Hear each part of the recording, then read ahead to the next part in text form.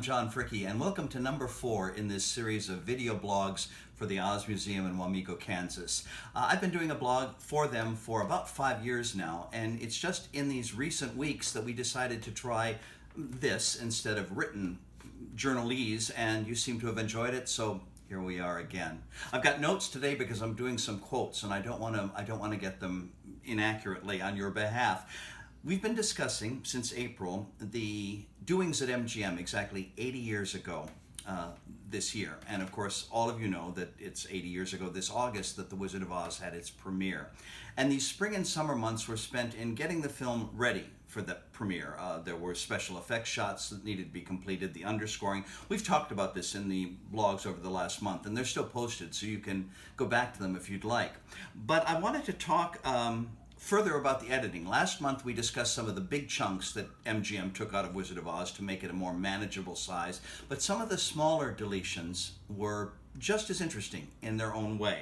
For example, remember in Kansas when Aunt Em says to Farmhand Hickory, played by Jack Haley, I saw you tinkering with that contraption, Hickory, now you and Hunk get back to that wagon. And Jack Haley strikes a pose, a very kind of frozen, not to say rusty pose, and says, someday they're going to erect a statue to me in this town. And what does all that mean? Well, there had been a little scene just prior to that, just before Judy Garland as Dorothy falls into the pig pen. And she'd gone over to Hickory to complain about Miss Gulch, and he's complaining that his joints feel rusty, and that Dorothy needs to have more of a heart to deal with Miss Gulch, and Miss Gulch is all dried up and doesn't have a heart anymore. And then he proceeds to show Dorothy his invention, something he says really has a heart, until oil from it squirts him in the face. Now, if that doesn't foreshadow the Tin Woodman, I don't think anything could, but they took most of that out, I guess, because they figured the pose, the statue for me in this town, was going to be enough to get the message across. Toward the end of The Wizard of Oz, Kansas on one end, now at the end, when Dorothy is chanting There's No Place Like Home, the transition between the Emerald City and her Kansas bedroom. In the original edit of the film, she chants There's No Place Like Home no less than 14 times. And this is accompanied by a montage, and there's underscoring music, of course, but a montage of a whole bunch of random scenes of them discovering the wizard in the throne room, of the Tin Man chopping down the door to the Wicked Witch's throne room, the lion roaring, the Wicked Witch laughing, Glinda leading the Munchkins in a dance, Aunt Em with a plate of crullers, a chicken, a horse. All of this was part of that montage, and all of it went. And if you want to know what replaced it, you'll just have to pull out your copy of the movie and see. Finally, though, some of the tiniest snippets that they took out were among the very most important. L. Frank Baum had written the book The Wonderful Wizard of Oz 39 years before they made the movie. And one of his grandchildren, granddaughter named Florence, went to see one of those sneak previews.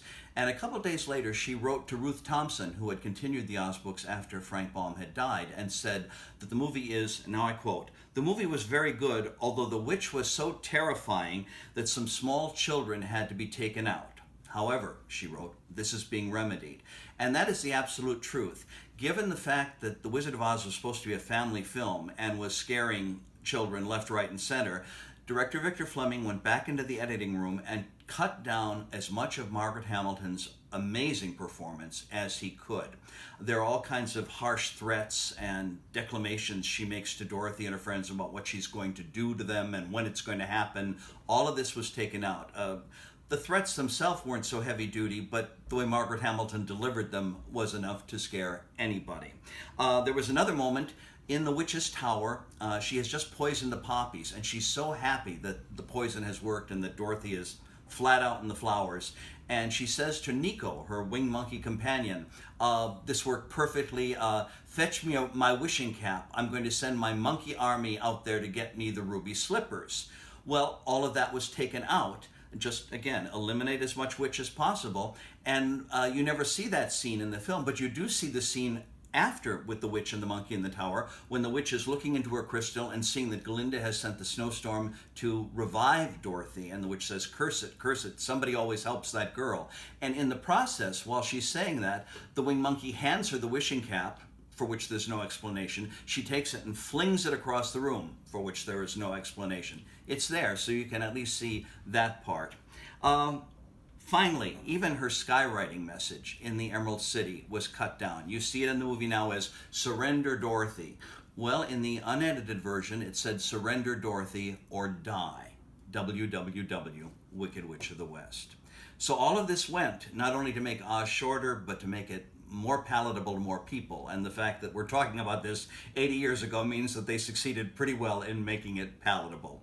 Anyway, I thank you for watching and for listening. And next month, on the 80th anniversary of the premieres of Oz, we'll talk about what exciting events those turned out to be. Thanks.